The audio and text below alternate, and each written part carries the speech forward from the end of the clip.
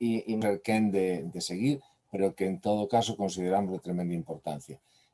A nosa intención fundamental sempre foi que os diferentes profesionais entraran nos centros escolares. Nós pensamos que, por suposto, os mestres son a columna básica de calquera colexio, unha obviedade, pero é certo que a concepción que vamos tendo a sociedade en xeral, as familias en particular, o alumnado tamén, do que debe ser a educación é cada vez máis ampla.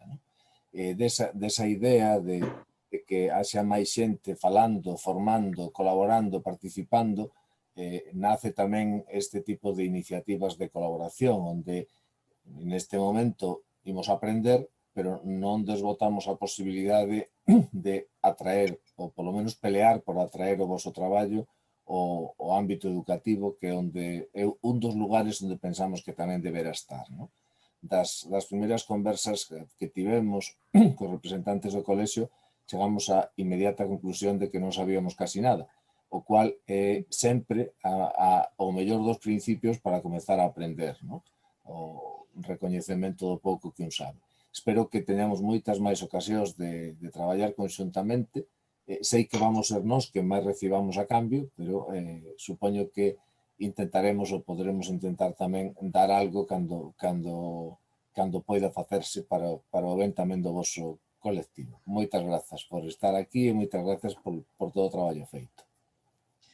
Pois moitísimas grazas, Fernando, pola vosa colaboración sempre, e benvidos a todos a esta webinar que dende a Comisión de Pediatría do Colexio de Fisioterapeutas de Galiza queremos facer chegar ás familias, aos profesionais da educación e aos profesionais da saúde en ámbito pediátrico, un pouco cal é a nosa visión da pediatría, as opciones da fisioterapia pediátrica en todos os diferentes ámbitos no que os nenos ten que ver, e a chegarvos un pouco máis de coñecemento sobre o neurodesenvolvemento e as características que relacionan os fisioterapeutas pediátricos con outras profesións.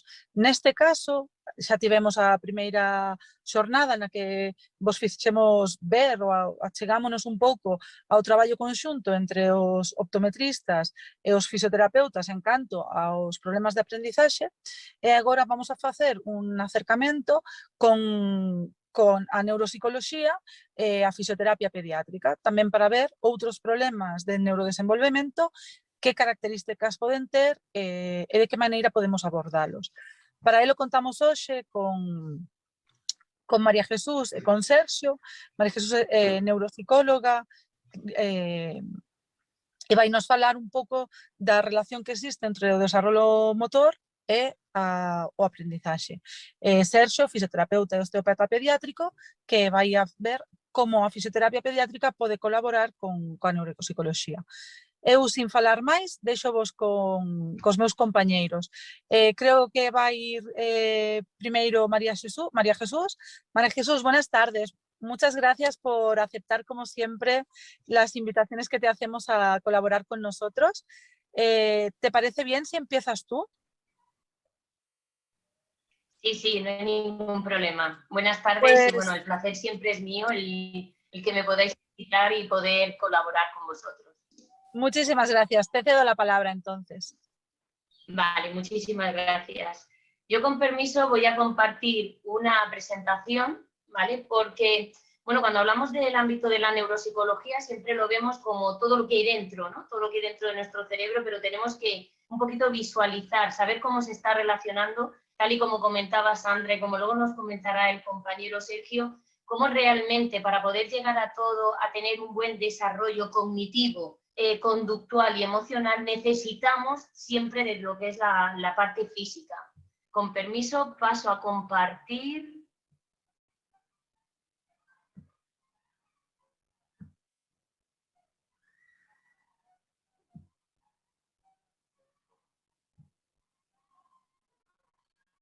¿Vale? ¿Se visualiza bien?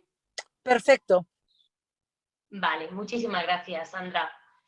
Bueno, el neurodesarrollo realmente cuando nosotros nacemos poco podemos decir, ¿no? De lo que es nuestra atención, de lo que es la parte cognitiva, porque realmente lo único que empezamos a hacer es toda la parte motora. A mí siempre me gusta explicarlo tal y como comentaba Sandra, que necesitamos un acercamiento de todos, ¿no? Hay una fábula que me gusta mucho, que es la de los 6 sabios ciegos, donde ponen a cada uno en una parte de este animal, del elefante, y como cada uno solamente tocaba su parte, cada uno imaginaba algo distinto, ¿no? El que tocaba la cola decía que era una serpiente, el que tocaba la pata decía que era un tronco, el que tocaba la oreja decía que era un gran abanico, así cada uno de ellos, pero ninguno de ellos llegó realmente a decir que se trataba de un animal y que era un elefante, ¿no? De hecho, que todos estos webinars que se van a realizar y junto con Sandra, con Sergio, son una maravilla, ¿no? Porque realmente intentamos entre todos buscar cuál es el animal.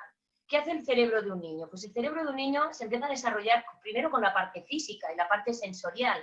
Nuestro niño cuando nace no nos dice mamá ni nos dice papá, no nos dice que ha escuchado cuando nosotros hablábamos o el día que íbamos en el coche.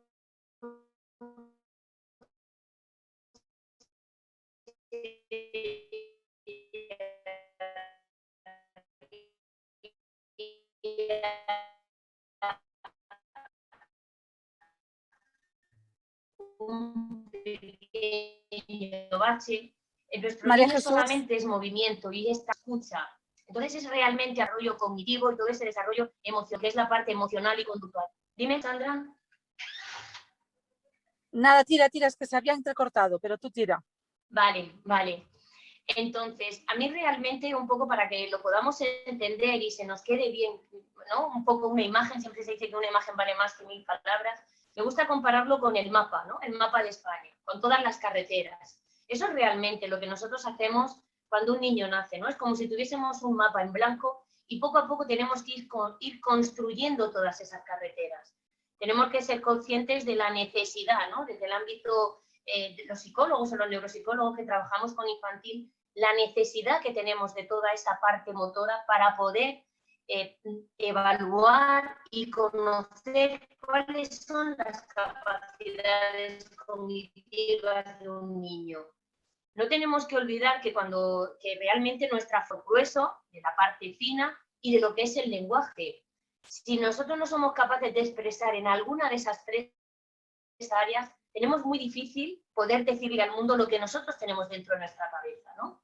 Es muy fácil muchas veces el llegar y el estar metiendo información dentro de un cerebro, estar escuchando, pero ¿qué sale, no? Esa salida, realmente, de esa salida depende en todo momento todo nuestro componente motor. Entonces, bueno, nosotros realmente tenemos que intentar conseguir que desde que somos niños hasta que somos adultos podamos conseguir construir todas esas carreteras. Y eso es lo que como padres y como docentes siempre buscamos poder desarrollar dentro de lo que es el niño, ¿no? Buscar, si no llegar por una carretera directa, buscar una carretera que sea alternativa. Al nacer, sobre todo lo que nosotros tenemos es los ganglios basales. Es una estructura, discúlpenme por hablarle de cerebro, pero creo que es la mejor forma de visualizar aquello que no vemos, ¿no? Porque realmente nuestro cerebro está dentro de nuestro cráneo, nosotros tenemos todos una cara, 2 ojos, nuestras orejas, la nariz, pero dentro hay algo que está haciendo que nosotros podamos decir, hacer, pensar, reír, saltar, enfadarnos, realizar todo lo que estamos realizando. La estructura de los ganglios basales es una estructura importante por el hecho de que está en el centro y es la que se encarga de preservar lo que es nuestra vida, ¿no? Es una estructura que sobre todo tenemos muy activa cuando nacemos, que es quiero comer, quiero dormir, quiero cagar, ¿no? Y todo lo demás, a partir de ahí, todo lo demás lo vamos a aprender. Y tenemos que hacer un aprendizaje que sea el adecuado, que sea el correcto, porque de ese primer escalón es donde vamos a continuar construyendo el resto de escalones o el resto de carreteras para poder llegar a todo. ¿Qué hacemos cuando nacemos? Pues bueno, aquí Sergio nos va a explicar muy bien todo, pero bueno, sobre todo cuando nacemos, todos podemos pensar en nuestro sobrino, en nuestro hijo, y nace, nos lo dan en los brazos, no nos mira porque realmente no nos ve, nos siente, succiona y respira, ¿no? Todo lo demás viene después. ¿Qué necesitamos para llevar un desarrollo completo? Por lo que estaba comentando, ¿no? Nosotros realmente partimos de ahí. Y luego con el paso del tiempo vamos realizando todas esas construcciones para poder llegar a lo que somos, a tener un trabajo, a tener una familia, a desarrollar todo lo que es nuestra autonomía. Parece una tontería, pero el cómo respiran los niños y por dónde respiran ya nos marca diferencias, ¿no? En la imagen de mi izquierda vemos a un niño que está respirando por la boca. La imagen de la derecha estamos viendo una niña que respira por la nariz. Algo tan sencillo como es el respirar, según por donde lo hacemos, y es algo que también solemos preguntar, ya nos está marcando una diferencia. Una diferencia de nada que ver, María Jesús, con luego cuando se desarrolle su memoria o cuando se desarrolle su atención. No nos equivoquemos. Una persona que no está respirando ya bien es una persona que está en todo momento como bastante nerviosa, ¿no? Una persona que respira bien, pues digamos que puede disfrutar mucho más de todos los estímulos del mundo. Como os decía, ¿no? El succionar no es ninguna tontería, el poder hacer una buena succión, el que nosotros podamos tener bien aprendido lo que es esa succión, pues la musculatura que nos mueve, que no quiero entrar porque va a entrar el compañero muy bien. La musculatura, que nos la va a comentar. Luego, ya sí que no, dentro ya cuando empezamos a ver, cuando empezamos a oír, ya digamos que ahí empieza a desarrollarse más toda esa intención conductual que podemos tener como seres vivos, ¿no? El que cuando vemos algo, el poder girar la cabeza, eso de que cuando a partir ya de los 3 meses el niño ya diferencia un poquito más lo que es la cara de la mamá, cómo ese desarrollo continúa hasta los 9, 11 años, todo el tema de la visión, cómo cuando oímos un ruido que nos gusta podemos girar la cabeza, o un ruido que es desagradable y nos encogemos con una reacción de miedo. Todo eso ya es un aprendizaje que nosotros vamos teniendo de todo lo que sucede a nuestro alrededor. Pero claro, fijaros cómo es. Si yo escucho un ruido que me agrada, yo giro, lo identifico, lo aprendo, llevo todo ese componente motor. No podemos obviarlo, sino incluso nosotros como profesionales podemos ver a los niños cuando nos llegan con diferentes patologías o cuando nos llega un niño, ¿no?, con TDA, que cogemos y decimos, este niño es un niño hiperactivo, o este niño el TEA, ¿no? Este niño no escucha o no oye, cada vez que mencionamos su nombre realmente no gira la cabeza. Sí nos escucha, pero no realiza lo que es ese movimiento. Estamos hablando de otra cosa distinta. Y eso es lo que tenemos que saber ir identificando. Muchas veces nos centramos en el aquí y en el ahora. Ahora no hace, ahora, pero siempre como profesionales tenemos que tener esa visión de y después. Lo va a poder conseguir, lo va a poder hacer. Eso es algo que nosotros siempre tenemos que ir planteándonos y tenemos que ir trabajando.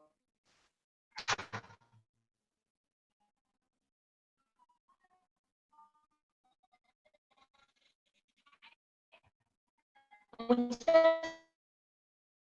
veces cuando hacemos unas fotos de niños como profesionales, pues bueno, vemos siempre muchas cosas, ¿no? Le decimos a unos niños levantar la mano y cada niño pues nos levanta la mano de una determinada forma. Disculpad porque creo que me han...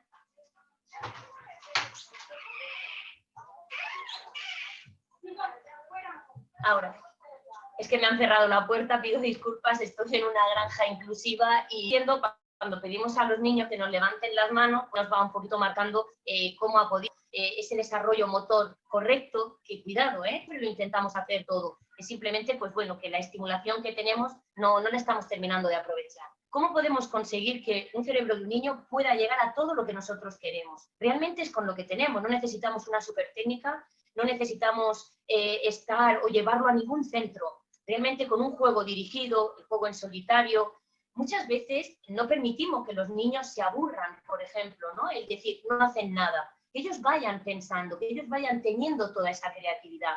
O les estamos metiendo muchas actividades los lunes, los martes, los miércoles.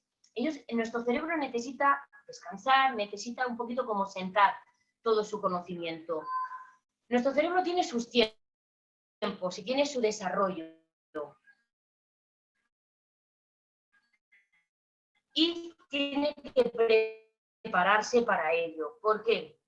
Porque, bueno, dentro de esos tiempos tenemos una parte del cerebro que realmente no se termina de desarrollar hasta los 10. Como padres siempre lo podemos observar en nuestros hijos, ¿no? Porque cuando hablas con compañeros o con mis padres o con mis tíos, ¿no? Siempre me dicen, ay,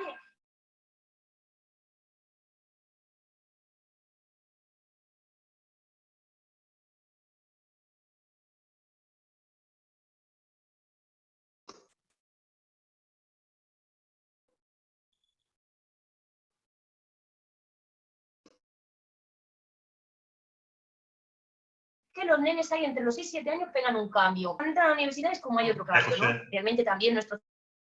Oh, Jesús, perdón. Esta última diapositiva no escuchamos nada. ¿Para qué?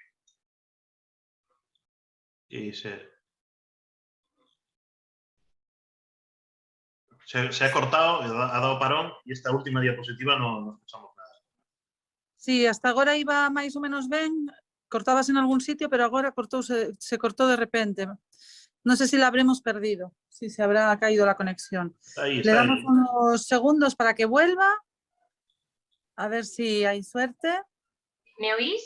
Sí, ahora sí. ¿Has vuelto? Has vuelto. ¿Me oís? Sí, Sí. sí, has vuelto, te oímos.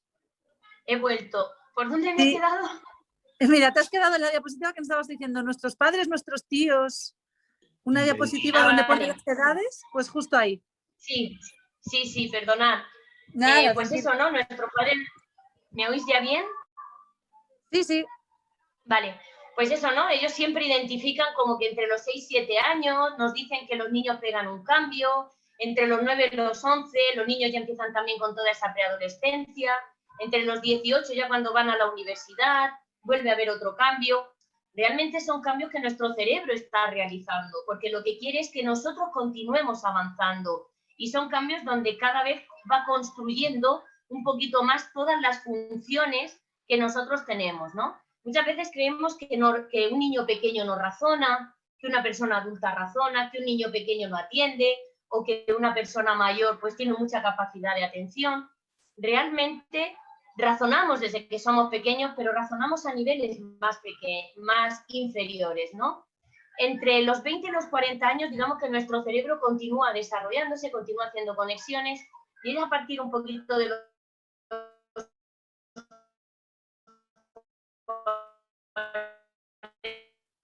Te has vuelto a quedar cortada, María Jesús. María Jesús, te perdemos.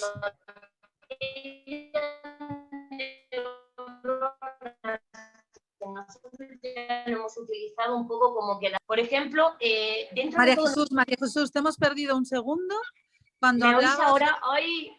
Ahora sí, pero te hemos perdido cuando nos hablabas que hasta los 20-40 se generan todavía conexiones, pero que a partir de los 40 y ahí se ha callado. ¿Me oís? Sí, te has quedado en lo de a partir de 40, ¿qué pasa? ¿Me oís? Sí, te oímos, te oímos. Bueno, chicos, Perdimos la para siempre. Son las cosas del directo. Nos pasó en la otra conmigo y ahora nos pasa con María Jesús. Le damos 2 segundos, que ella se reincorpora rápidamente y seguimos sabiendo qué pasa a partir de los 40, que yo como tengo 43, quiero saber qué le pasa a mi cerebro ahora. A ver si nos lo cuenta. Vamos a darle ahí un minutito. De todas maneras, su presentación está acabándose, así que más o menos ya va a poder y Sergio tiene mucha mejor cobertura. Así que con Sergio no nos va a pasar. No, que tú estás en casa. Bueno, estás en la clínica. Estás en la clínica. Sí. Bueno, pues vamos a ver. A ver esta María Jesús, si consigue reconectarse.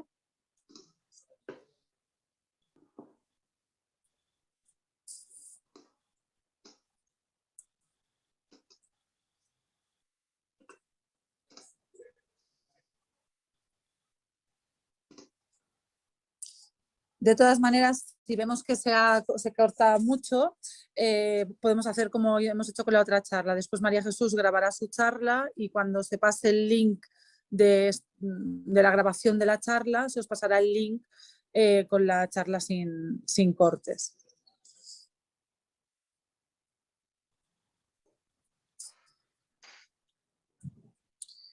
Bueno, damos un minuto más. Voy a intentar llamarla por teléfono a ver si consigo contactar. Y si no, Sergio, empiezas con tu presentación. Sí, que si luego quieren añadir algo, pueden añadirlo al final. Si no, si estamos un minuto y a ver qué. Ok, perfecto.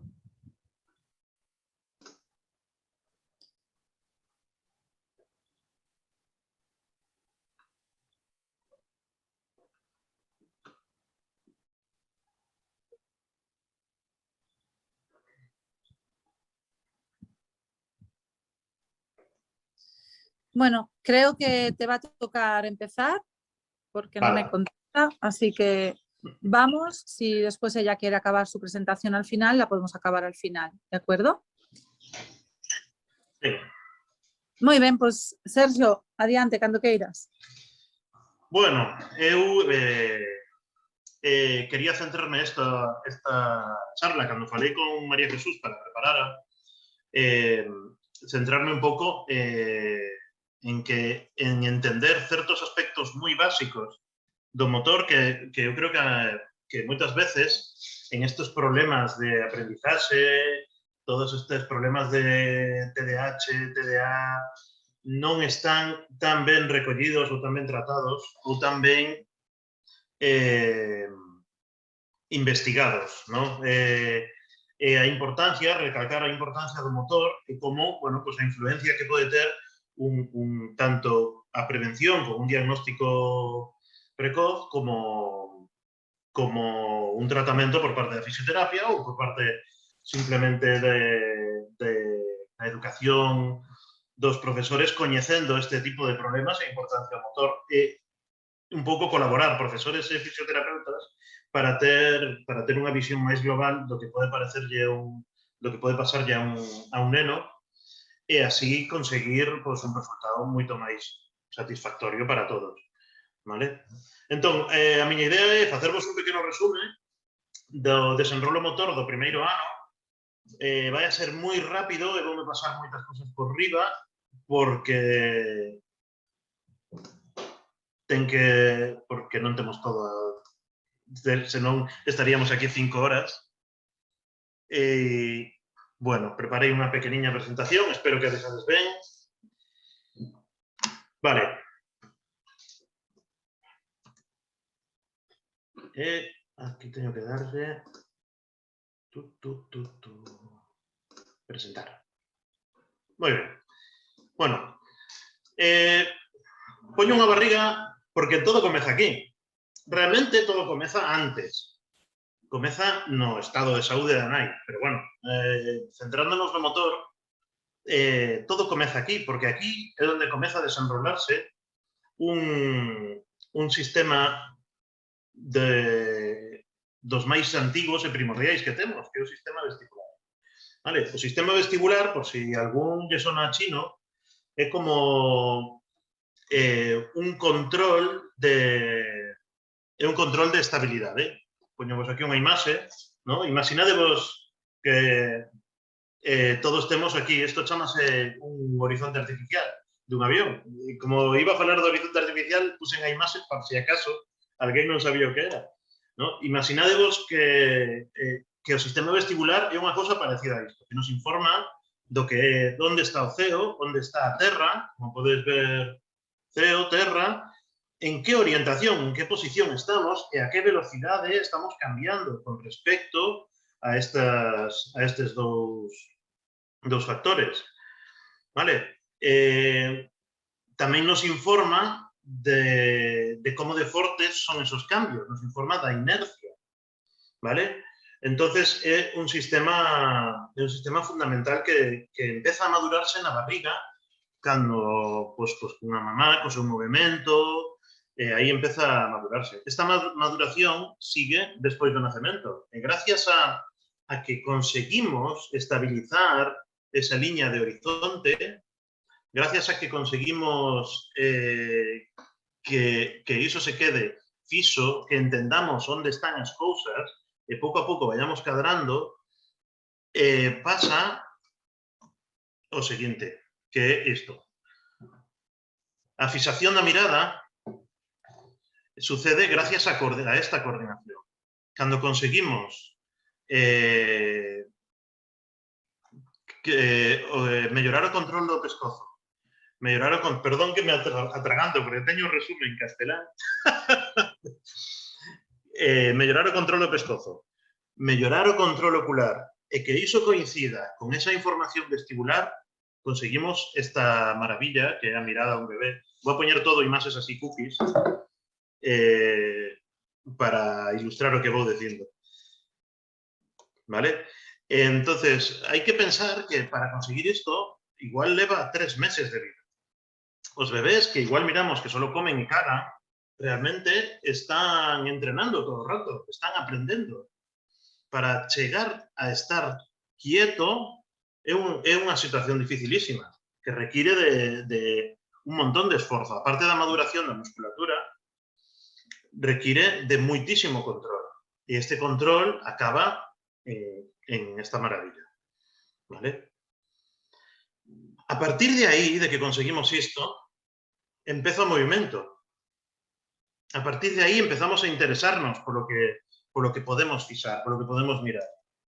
¿Vale? Desde esa estabilidade empezamos a investigar, empezamos a calcular distancias, empezamos a ver as formas. En esa curiosidade avanzaremos ata conseguir eses primeiros ademáns de alcanzar.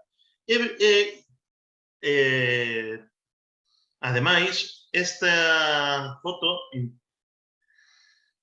se vos fixades, está apoyado nun cóbado e no xeonllo contrario. É difícil atopar fotos de bebés en esta posición, esta é das máis claras, porque aparece o primeiro patrón contralateral, que é un factor importante que logo vou a afondar un pouco máis nisto. Vale? É o que nos permite, o estar apoyados de maneira contralateral, liberar esa man que vemos aí, que está preparada e mirando a algo para agarralo. Este alcance é un hito importantísimo. É, digamos, un pouco o pregateo, vale? Un pouco que logo nos vai a formar ese movimento. É como empezamos tamén a calcular xa, de alguma maneira, entre a distancia entre o ollo e a man, empezamos a calcular distancias. É o que vai a conseguir que, pasados bastantes hitos, xa vos digo que me va a saltar un montón de cousas, consigamos o movimento. Vale, oye, para arriba. Vale, unha vez conquistado o espacio, ¿no? Unha vez empezamos a desplazarnos, acabouse a calma, o sea, aí non podes deixalo aí quieto e que non se mova. O seguinte é conseguir a altura e distancias cada vez máis lonxanas, vale? É dicir, conseguir estar de pé. Aí pasa unha cousa que alrededor dos 7 ou 8 meses empezamos a ter binocularidade, empezamos a ter converxencia e iso fai que cada vez entendamos máis o que é cercano e o que é lonxano. Vale? Ata entón, é un pouco loco velo, pero ata entón miramos con un ollo ou con outro. Non temos esa fusión das dúas imaxes. Aí empeza a producirse esa fusión e é a partir de que se produce esa fusión que podemos ver distancias. E iso incentiva esa necesidade de ver máis longe, incentiva esa subida. A mirada ao final guía o interés e ao final o interés guía a resposta motora.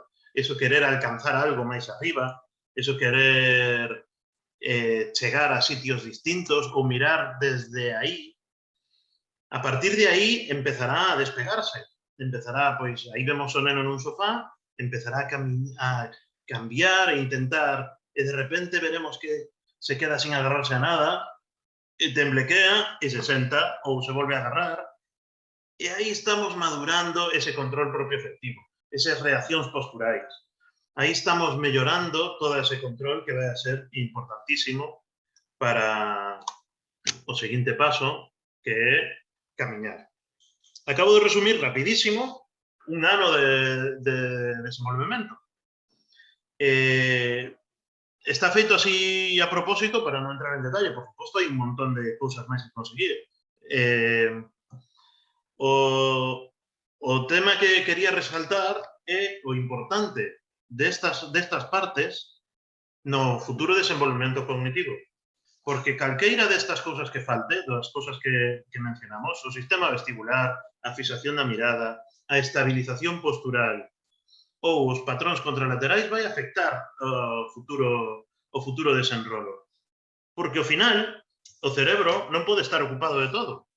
Cando, por exemplo, as funcións de equilibrio deberían ser automáticas. Camiñar non debería ser un esforzo mental, non deberíamos pensalo. Por exemplo, eu teño pacientes que les digo, ponte de pé, ponte a pata coxa. Y están aí a pata coxa, pero eu miro que están tensos, porque están concentrados para manterse. Eso non funciona de maneira automática. E lles pides que fagan unha suma e se caen. Porque eso non funciona de maneira automática, non está ben integrado. Imaginadevos, por exemplo, que esa liña que virábamos do avión non está estable nunca e que sempre está facendo así. Moi similar a ter vertixe. Porque ao final é un pouco mesmo, non conseguir que ese sistema entenda ben onde está arriba e abaixo é unha cousa similar a ter vertixe. Imaginade que todo o mundo, que os nenos crecen tendo vertixe. Imaginade como podedes fixar a mirada en algo. É moitísimo máis difícil.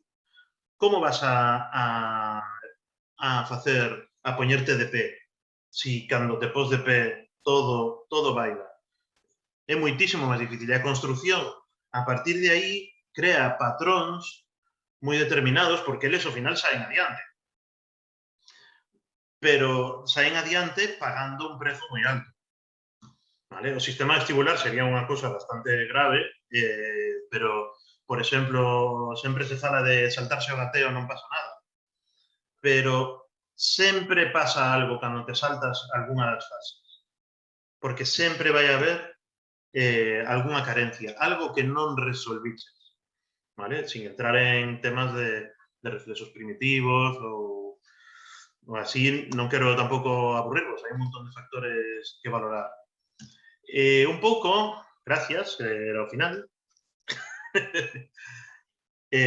fun rapidísimo, un pouco quería deixar bastante tempo, a verdade, para preguntas vosas, porque ao final eu creo que de estas cousas ao final tedes moitas dúbidas e quería deixar bastante tempo, a verdade, para iso. Non sei se fun como unha moto, non? Fuches rápido, pero estuvo moi ben. É un análisis rápido do desenvolvemento do primeiro ano, que precisamente é resaltar o que decías ti, non? Que todas as cousas que pasan nese primeiro ano parece que non teñen importancia, en cambio, van a ser fundamentais porque un neno non se pode concentrar e non pode dedicar a mesma enerxía a concentrarse en facer... O plan era ahora debatir isto con María Jesús, pero claro... Exacto. Entón, María Jesús acaba de conseguir... Exacto. Hola, María Jesús. O que imos facer agora es que María Jesús acabe su presentación, no va a compartir la imagen para estar más tranquilos de que le llega el internet, o sea, el ancho de banda este famoso, y vamos allá. Así que María Jesús, cuando quieras, y luego seguimos. Sí.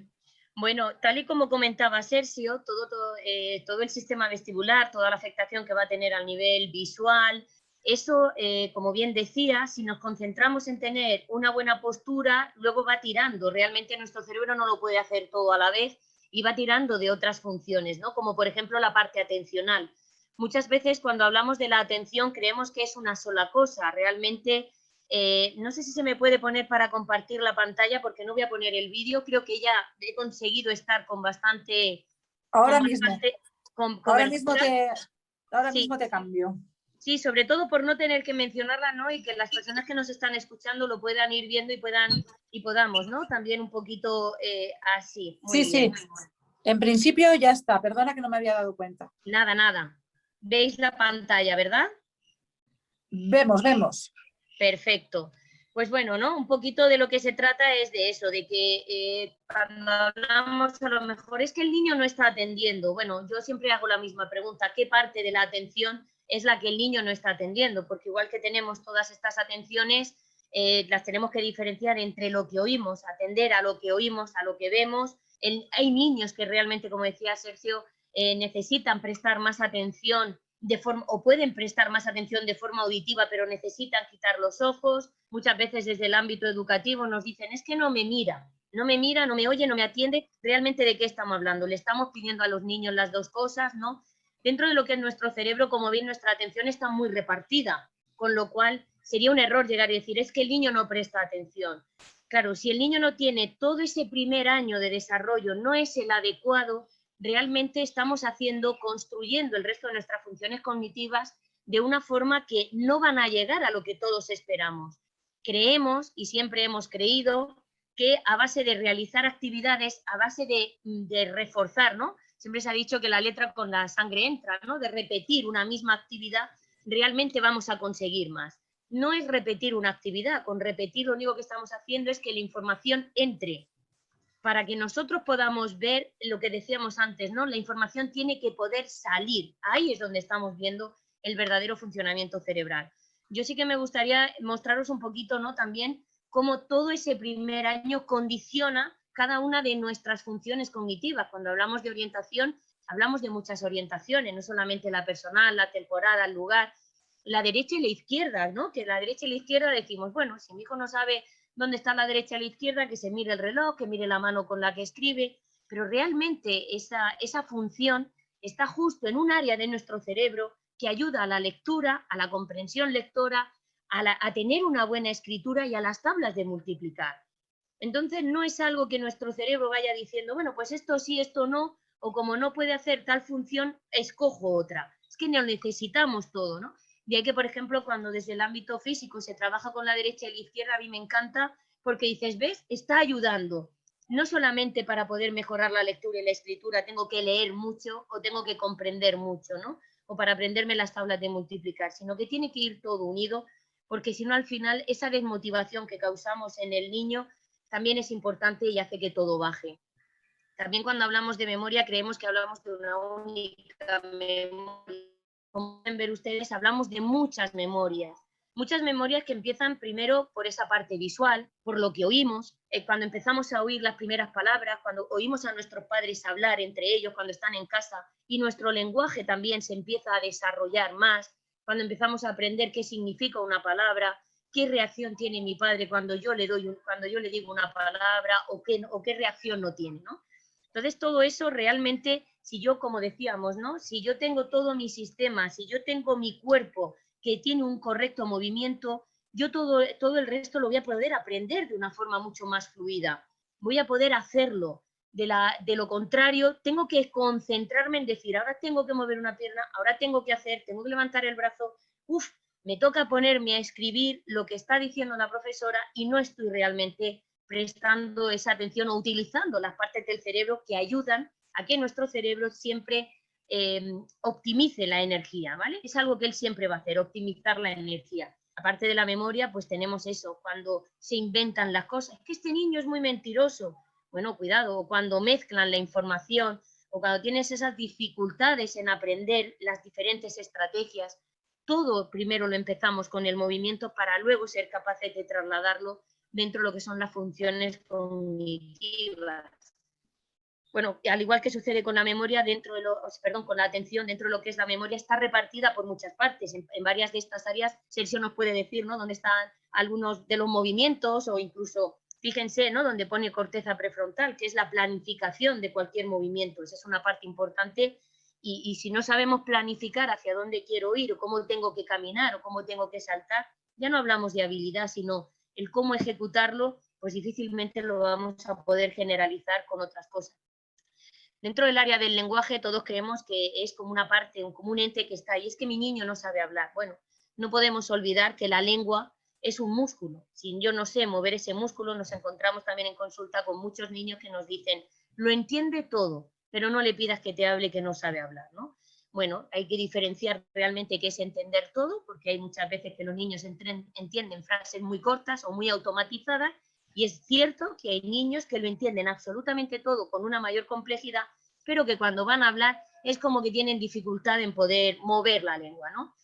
La lengua tira mucho, la estamos moviendo desde que nacemos, ¿no? Lo que hablábamos, con esa succión, cuando masticamos, cuando comemos, cuando respiramos, es un movimiento que necesitamos. Y pues a partir de ahí, como no aparezca esa conciencia fonológica de saber cómo posiciono mi lengua, cómo me sirve, todo el resto del lenguaje, a tener una mejor capacidad de lenguaje, poder llegar a la lectura, a la escritura, a tener una fluencia, una organización de un discurso, pues es difícil que lo podamos adquirir, por lo que comentábamos también, ¿no? Como esos primeros escalones los necesitamos y son tan importantes.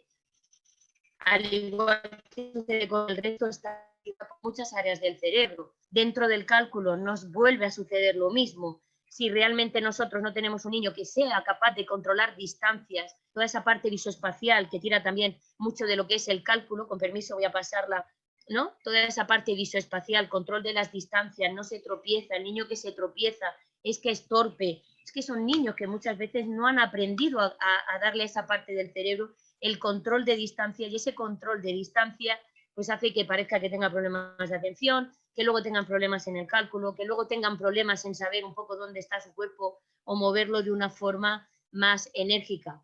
Claro, no solamente eso, sino que igual que ha salido, tenemos también muchos niños que los ves que dices, es que son torpes, ¿no? Es que tengo el niño torpe. Bueno, pues es el niño que sabe lo que tiene que hacer, pero cuando se pone a hacer es como que no le sale, y siempre como padres acabamos como pegándole el tirón, venga, se lo hacemos nosotros. No, no se lo tenemos que hacer, le tenemos que dar esas herramientas, que es todo ese movimiento que él necesita para que lo que tiene en su cabeza lo pueda sacar, ¿no? Dentro también, bueno, todo el tema visual, tal y como comentaba Sergio, es muy, muy, muy importante. De hecho, no es extraño incluso poder encontrarnos con niños que tienen problemas visuales y pasan totalmente desapercibidos, que vemos que empiezan a girarnos la cabeza, que vemos que nos cierran los ojos o que nos cierran un ojo, porque bueno, no han tenido ahí ese correcto desarrollo, y al final con el paso del tiempo sale. No nos creamos que, bueno, esto con el tiempo se pasa. Las cosas tenemos que estimularlas de una forma correcta, si no con el tiempo no se pasa, con el tiempo lo vemos más grande, esa dificultad. Claro, todo esto que utiliza nuestro cerebro, al final, en lo que se traduce es, como decíamos anteriormente, ¿no? ¿Cómo lo saca? ¿Cómo sale toda esa información? ¿Cómo la planifica para que pueda salir? ¿Cómo formula las metas? ¿Cómo la organiza? ¿Cómo sale en la conducta? Porque al final, también muchas veces lo que vemos es un niño enfadado en consulta, pero ¿qué puede ser un niño que está enfadado porque no le sale una actividad? O puede ser un niño que está enfadado porque es que atencionalmente no puede prestar esa atención, o un niño... Son muchas las causas que nos pueden llegar a una misma consecuencia, ¿no?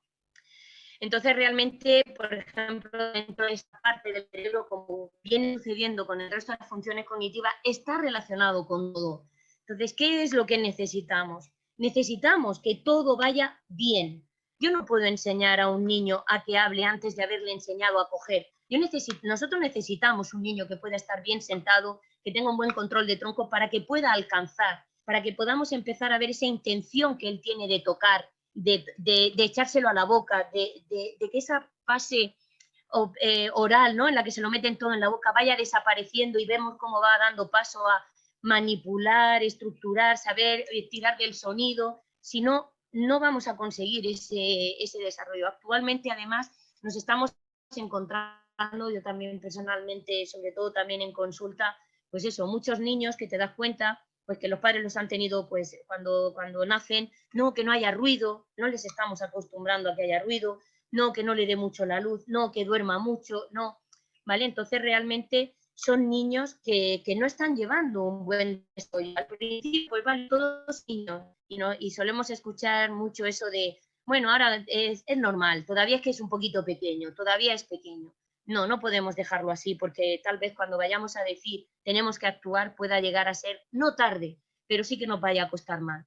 No tenemos que olvidar que el cerebro no es la suma de las partes, es mucho más. No es sumar atención, memoria, la función ejecutiva, es unir, conectar, interconectar, no solamente las funciones cognitivas y la conducta, sino, como ha hablado Sergio, cada una de las funciones o cada una de las estructuras o de las áreas que trabajamos los diferentes profesionales.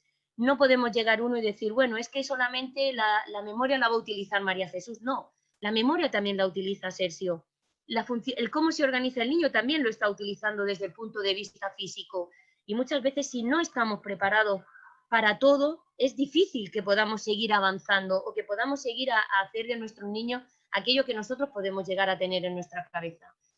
Está claro que no podemos cambiar el pasado porque es algo que ya ha pasado, pero sí que nos tenemos que centrar en el presente para poder ir cambiando ese futuro, ¿no?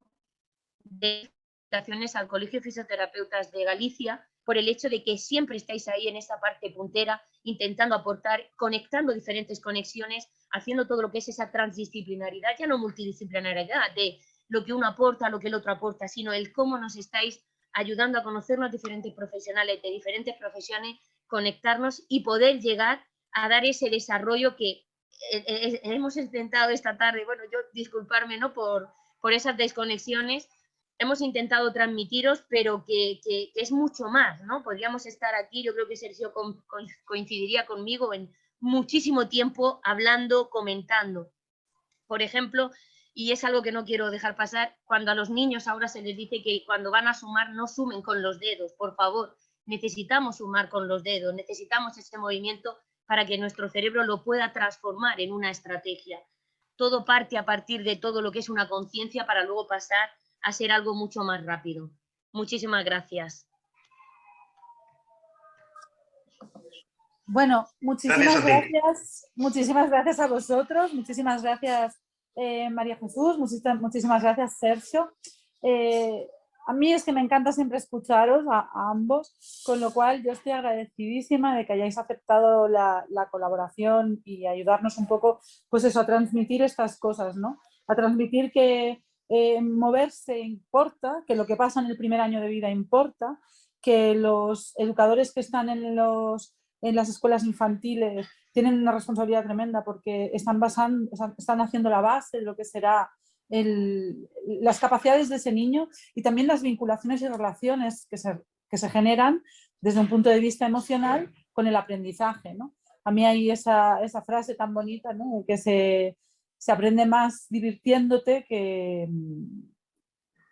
esforzándote en sí, porque claro, al final un poco es lo que decíamos, ¿no? Repetir, repetir, repetir. Si no hay experiencias, si no hay una emoción, si no se vincula ese aprendizaje con algo, el aprendizaje en sí no tiene sentido y quedará aislado en una parte de nuestro cerebro, pero no quedará realmente, no sedimentará y no servirá para extrapolar en conceptos mucho más complejos. Yo os animo a todos los que estáis a que hagáis alguna pregunta y que la podamos trasladar a los dos ponentes. Yo voy a empezar con una y es porque, bueno, yo quería saber cómo gestionáis o cómo vivís, porque a mí es uno de los problemas que suelo tener en consulta.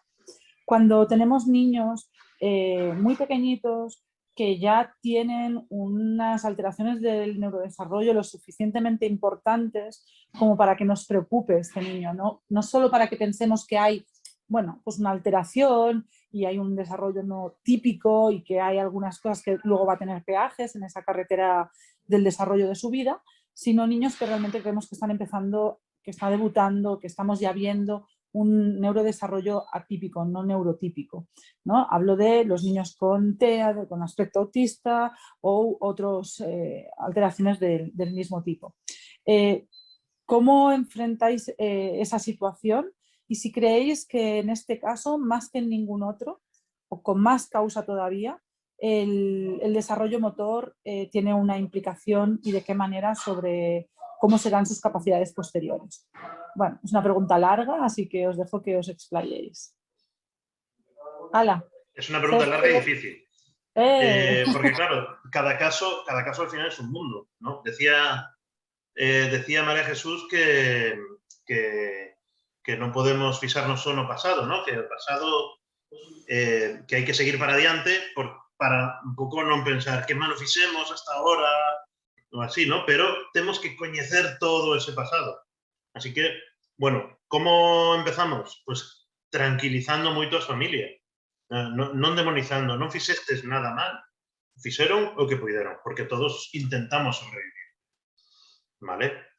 Todos nos enfrentamos a problemas. Así que eu como enfoco? Eu enfoco, primeiro, analizando moi ben, coñecendo a persona, intentando obter a maior información, tanto por parte de preguntas a familias como por os tests que revisamos en clínica, e intento conectar con ese neno, sobre todo cando teñen problemas de comunicación, vou con moita calma.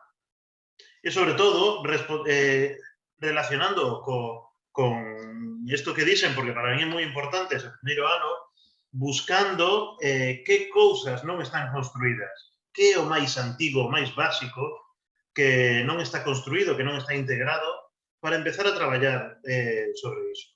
É moi importante aquí comunicarse moi ben coa familia para min e que todos rememos a unha. E logo, por suposto, si hai un problema visual que a min se me escapa, sí que por o xeral intento tratar a parte motora, porque a visión tamén depende do pescozo, depende da mandíbula, depende de un montón de cousas.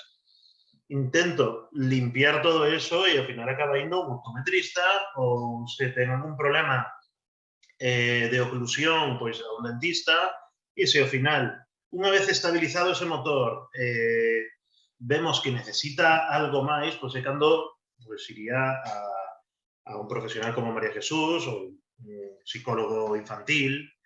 Así, non sei como queres responder, María Jesús. Sí. Yo realmente el trabajo que suelo empezar es, pues bueno, ¿no? Como comentas, hablando mucho con lo que es la familia, entendiendo cómo ellos también han creado esa estructura automática, todas esas automatizaciones, todas esas, ¿no? Todo ese trabajo previo que ellos han realizado un poquito, porque quiero saber cómo han ido trabajando con el nene. Yo realmente cuando me pongo a trabajar con ellos, lo primero que hago es imitarles. ¿Vale? No es traerme al niño a mi mundo, sino entrar yo dentro de su mundo. Ellos dan golpes, yo también. Él se tira al suelo, yo también. Él grita, yo también. Él hace, yo también, ¿no? Entonces, realmente, hasta el momento es algo que me ha funcionado. Justo por lo que decíamos, ¿no? Esas carreteras tienen que tener, no solamente formar carreteras, sino tienen que tener un doble sentido. Y crea conexión. Eso es. Deben de tener un camino de ida y un camino de vuelta. Está claro que yo creo que ya hemos intentado muchísimas veces traérnoslos a ellos a nuestro camino y creo que tenemos que entrar nosotros también en el camino de ellos. A través también de un poquito valorando, como bien decía Sergio, todo lo que es esa parte visual, nos damos cuenta que no son capaces de hacer la mirada hacia arriba, todos esos movimientos que tienen que les limitan tanto porque tienen una musculatura que funciona mejor, otra que funciona menos, ¿no? Yo siempre un poco como que intento romper desde ahí, provocarles reacciones o situaciones pues que tengan que alcanzar, que tengan que buscar, que tengan que tocar, que les cueste y de esa forma ya, al estar ya dentro de su mundo porque les imito, ellos empiezan un poquito a ir conectando. Está claro que dentro del ámbito del TEA tenemos muchísimo trabajo y cada vez más. No vamos a entrar en los diagnósticos, pero está claro que tenemos mucho, como bien dice Sandra, desde el neurodesarrollo. Hay algunos que, por ejemplo, a nosotros cuando nos llegan directamente, yo se lo digo a los papás, le digo, mira, yo voy a partir como si acabase de nacer y lo primero que hago es le quito la vista, ¿no? Para intentar que desde el punto de vista visual no utilice el resto del cerebro, sino que utilice el resto del cerebro sin utilizar la vista, para ir optimizando, para ir activando, para ir encendiendo un poquito cada una de esas partes que necesita. Uno de los trabajos que yo he realizado ha sido con una nena que me llega con un diagnóstico TEA y lo primero que hice fue taparle los ojos. Al principio la nena se me quedó rígida, enfadada, intentando quitarse el antifaz. Al cabo de una semana, la nena lo que empezó a hacer fue a lanzar las manos para intentar tocar y seguir mi voz. Claro que cuesta mucho trabajo, claro que se lo dije a los papás, le dije, mira, vais a tener la sensación de que no sirve de nada.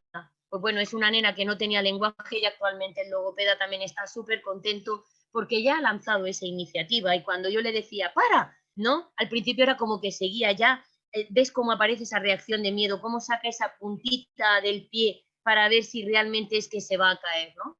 Entonces creo que, bueno, yo sobre todo parto desde ahí, ¿no? De decir, vale, como estamos con un problema de neurodesarrollo, me voy directamente al principio del desarrollo y voy a ver en qué parte nos hemos quedado para tirar directamente desde ahí. Yo he tenido resultados muy buenos, por ejemplo, recomendando que la madre y el niño se abracen todas las noches, 10 minutos, piel con piel, en un caso de un TEA, en concreto, y que se den masajes el uno al otro. Y de no decirme absolutamente nada, a empezar a expresarse con palabras, y no con monosílabos solamente o gruñidos, sino un cambio espectacular solo dándole cuerpo. Porque eso es darle, bueno, no solo cuerpo, es darle apego y cuerpo. Muy bien, me parece buenas estrategias para probar, que además son cosas que no nos cuestan nada y podemos intentarlas. Obviamente esto no va a cambiar el diagnóstico, no estamos hablando de cambiar una situación clínica como tal, un diagnóstico, sino de cambiar la situación clínica en la que se encuentra el paciente, que son cosas distintas, ¿no? Eso es. Mirad, otra pregunta, porque a mí me pasó hace pocos días, me vi de madre en una consulta diciendo una frase y de golpe dije, ostras, estoy haciéndolo, Dios mío, que era bueno, es que él lo hace, pero yo también soy así, ¿no? Esas muletillas que a veces utilizamos los padres para, bueno, porque realmente quizá nuestro hijo es así porque nosotros somos así y por lo tanto evitamos ciertos estímulos y potenciamos otros, ¿no? Entonces, ¿cómo gestionamos eso los padres, ¿no? Esos sentimientos de, ostras, es que es normal porque yo también soy así, por lo tanto tengo que aceptar que esto es normal porque si no estoy cuestionándome mis limitaciones, y cómo ayudáis a las familias desde ese punto de vista. Hombre, yo creo que es normal, ¿no? Conductualmente las personas empezamos por la imitación, entonces lo primero que hacemos es imitar las conductas de las personas que tenemos a nuestro lado, ¿no? Si nos educásemos, yo por ejemplo he tenido ahí también la experiencia de tener niños que no se han podido criar con sus padres, sino que se han criado con los abuelos o con otro familiar, y te dice, es igual que yo, se ve que lleva mi genética, ¿no? Suele ser la respuesta. Le dices, no, es que te está viendo, te está imitando, es normal porque justo lo que comentaba Sandra, si tú evitas un estímulo, está claro que no te vas a enfrentar con el niño a ese estímulo, porque tú tienes un miedo o una reacción. Entonces, una de las cosas que nosotros también ahí hacemos, cuando los padres nos lo comentan, nosotros utilizamos lo que es la sala Yesel y les demostramos a ellos, un poco es como enseñar al padre y al niño a vencer un poco lo que es ese miedo, ¿no? Por ejemplo, una madre que dice, mira, es que mi hija hace lo mismo que yo, María Jesús, siempre tiene que llevar algo enganchado en los pulgares. Y le dije, claro, sobre todo si cuando tú sales de casa, como tú lo necesitas llevar, coges y se lo das, ¿no? Entonces, empezar a tomar conciencia. Yo creo que como padres y como profesionales es tomar conciencia y ser críticos, ¿no? No dar por bueno todo lo que estamos viendo, no dar por bueno nada. Está claro que genéticamente tenemos todo lo que es una programación, y está claro que si realmente fuésemos tan iguales a nuestros padres, pues no sé, yo por ejemplo, mis padres no se han educado con la informática y a mí es algo que ahora mismo todos también nos estamos moviendo y lo hacemos de una forma bastante útil. ¿Qué quiero decir con esto? Que no están siempre los mismos estímulos, sino que van cambiando y te vas dando cuenta cómo todo va cambiando. Lo importante es darse cuenta, llegar a la conciencia, ¿no? Salir de ese inconsciente y llegar a la conciencia. Como comentabas, ese miedo de decir, es que como padre tampoco me quiero enfrentar a ese miedo. No creo que sea enfrentarnos a un miedo, sino el aceptar determinadas situaciones que no nos damos muchas veces cuenta que son limitantes para nuestros hijos, sobre todo en un mundo como en el que estamos ahora, que es tan cambiante y que bueno, hay de todo. Daros cuenta que actualmente, o por lo menos, ¿no? Yo me suelo, por lo que voy viendo, ¿no? Dentro de pues, un poquito de lo que es la Comunidad Valenciana, Murcia, pues no solamente ya nos relacionamos con nuestros padres y con nuestros abuelos, sino que puede existir una profesora que viene todas las tardes, o tienes una chica que te ayuda a cuidar de tu hijo porque de tal hora a tal hora tienes que terminar de pasar la consulta, y te vas dando cuenta de que ya no aprendes solo lo que es lo tuyo, sino cómo va imitando todas esas conductas. De hecho, prueba de ello es cuando ahí entre los 9 y 11 años los niños empiezan a imitar las conductas de sus amigos, y como padres les decimos, y hemos escuchado a nuestros padres decir, ¿cómo estás haciendo lo que hace tu amigo tal si eso no le sirve? Pero porque estamos midiendo, estamos viendo qué conductas son las que nos sirven. Muchas veces acabamos siendo como nuestros padres, pero porque es lo que hemos vivido, es lo que ellos nos siguen enseñando. Y aun siendo adultos, seguimos discutiendo muchas veces con ellos. Pero es que tú me decías, yo eso no lo voy a hacer porque eso a ti te ha llevado a, yo qué sé, ¿no? Siempre aceptar lo que todo el mundo te decía, no decir lo que tú pensabas. Entonces es un poco, pues eso, ser críticos y no validar todo por validar.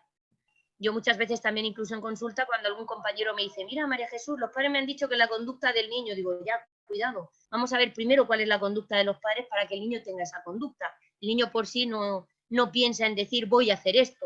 Vamos a ver la conducta de los padres, vamos a ver yo como profesional qué estoy pensando y aceptando de esos padres para que cambie mi conducta, ¿no? Sí, dejando un poco de ser objetivo. Sergio. Estaba escuchándote. Pues, claro, es que también yo creo que hay un problema también, que es que está como aún mal visto hacer terapia o o ir al psicólogo y así, es como eso es de locos. Y quizás antes de ser padres deberíamos hacernos un poco terapia, ¿no? Porque de esas cosas que heredamos vamos a transmitir y de lo que transmitamos van a hacer. Porque ellos al final, es eso que dices, lo copian todo. Entonces yo creo que hay que desestigmatizar un poco la psicología y un poco enfrentarse a tus miserias, ¿no? Un poco limpiarse un poco por dentro, ya que vas a tener la responsabilidad de esas miserias, pasárselas a otro. Esto suena así muy miserable, pero es un poco así. Es así. Es una realidad. Sí, sí. Es así, es así. Mirad, y última pregunta que os voy a lanzar, y con esto y un bizcocho hasta otro día a las 8.